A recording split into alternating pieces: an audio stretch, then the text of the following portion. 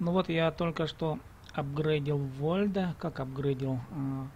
Нашел вариант, как можно оформить свой скин.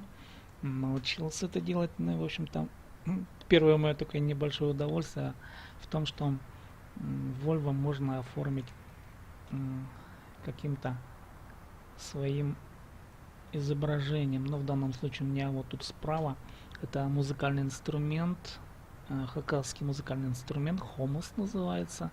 Но я играю немножко на нем.